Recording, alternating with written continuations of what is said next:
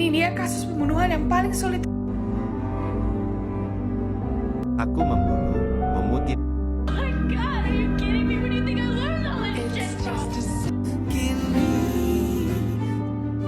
Hukum, kata yang sudah tak asing lagi saat didengar. Ya, hukum adalah peraturan-peraturan yang bersifat memaksa, yang lahir dari lembaga-lembaga yang berwenang. Hukum dibuat untuk ditaati. Kalau dilanggar, ya tahu sendirilah resikonya. Mungkin kita sering dengar, aturan itu ada untuk dilanggar. Tapi sebenarnya pelanggaran hukum itu apa sih? Pelanggaran hukum adalah tindakan seseorang atau sekelompok orang yang melanggar aturan-aturan hukum yang berlaku atau pembangkangan oknum-oknum tersebut terhadap hukum yang telah dibuat. Berikut adalah beberapa contoh pelanggaran hukum yang sering ditemui di sekitar kita. Yang pertama, pelanggaran tata tertib lalu lintas. Hal ini dapat menjadi salah satu masalah yang membahayakan diri sendiri maupun orang lain. Contohnya seperti tidak menggunakan helm dan terobos rambu lalu lintas. Yang kedua, vandalisme. Tindakan seseorang yang merusak fasilitas umum seperti mencoret-coret dinding sehingga menciptakan pemandangan yang tidak sedap untuk dipandang. Jadi, mari berhati-hatilah dalam bertingkah laku. Jangan sampai kita menjadi salah satu orang yang terjerumus dalam melakukan hal-hal yang berbau pelanggaran hukum. Pelanggaran hukum yang sering saya pribadi temukan secara umum itu banyak sekali, Mbak. Dari kalau tempat pekerjaan yaitu untuk berlalu lintas, untuk pekerjaan juga banyak, tidak bisa disebutkan soalnya itu bahaya banget kalau saya sebutkan.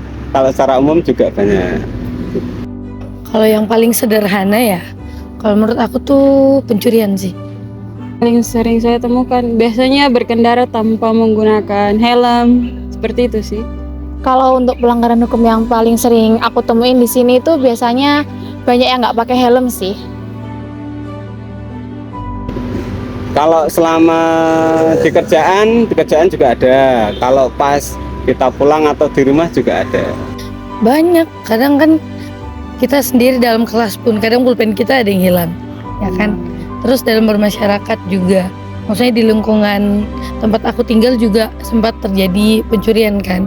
Nah di berita-berita juga kan banyak kita dapat berita pencurian dan itu lumayan sering, walaupun udah banyak tindak lanjut yang dilakukan kan. Biasanya itu banyak di jalan raya, di belakang kampus, di depan kampus, di jalan umum. Ya, itu sering saya lihat. Biasanya ditemukannya kebanyakan di jalan raya, apalagi tuh kalau malam-malam. Banyak sih, Mbak. Termasuk seumuran saya juga ada, anak kecil juga ada, apalagi kayak Mbak, Mas yang masih sekolah juga ada.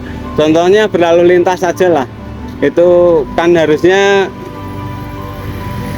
bisa dibuat juga aturan kan dibuat ya untuk dilanggar juga aturan itu, tapi enggak harusnya kan kita seorang manusia ya sadar diri lah juga untuk di lalu lintas. Contohnya itu di sesama pemakai jalan tuh harus saling menghormati juga. Yang dari aku dapat ya, itu kebanyakan tuh kaum muda. Tapi nggak memungkinkan juga kaum yang tua yang melakukannya, tapi kebanyakan itu yang muda. Kalau kalangan menurut saya dari muda sampai tua ya kadang melakukan itu pelanggaran tidak pakai helm dan sebagainya. Kalangan yang paling sering dilihat sih kalau menurut aku banyakan ke remaja ya, banyak remaja yang nggak pakai helm dan nggak tertib aja gitu kadang. Dia pengen instan, Mbak, pengen yang gampang, pengen yang simple, tapi dia nggak lihat sekitarnya bagaimana, nanti efeknya gimana. Terus untuk petugas umpamanya kayak di pintu gerbang nih ya, nah di pintu gerbang kita kan bahaya juga, soalnya rame banget gitu loh Mbak. Kalau umpamanya dia sak penake dhewe ya, itu kan nggak enak. Kalau dia mencerminkan sesuatu, oh ya ini bahaya, ini baik dan enggaknya ya aman. Sebenarnya banyak faktor yang aku tahu dari yang aku dapatkan ya. Menurut aku ada yang karena kebiasaan.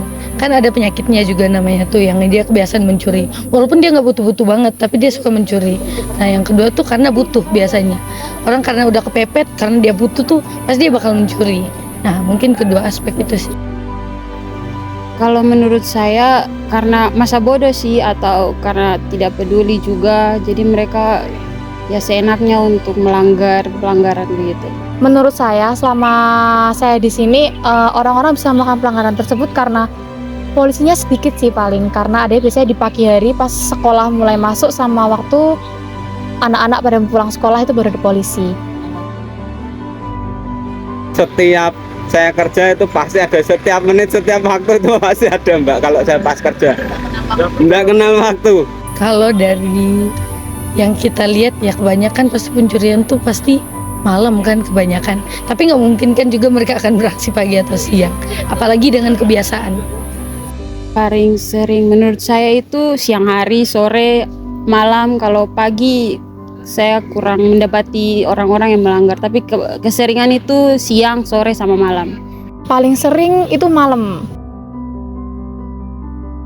Untuk pelanggaran hukum harusnya itu ya, sebenarnya orang-orang kita Indonesia itu orangnya cerdas-cerdas, pinter-pinter. Cuma dia masa bodoh amat gitu loh. Nah, itu yang paling saya lihat tuh bodoh amatnya itu. Kan pelanggaran hukum juga banyak kan.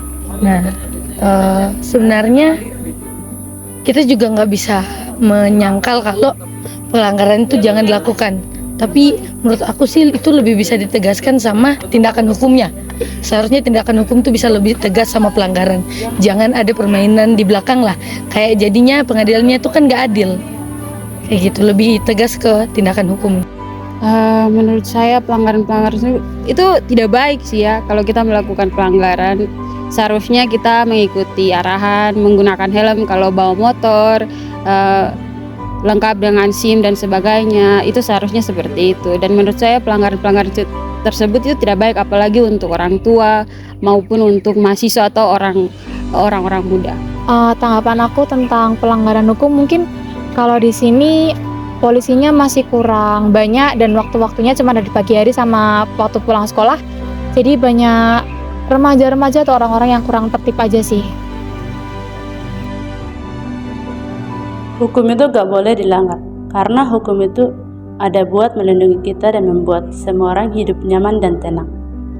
Jadi usahakan agar diri kita tidak terjerumus atau menjadi salah satu penyebab pelanggaran hukum. Kita juga harus berani untuk menegur orang-orang yang melanggar hukum agar tidak terjadi pelanggaran hukum di mana-mana.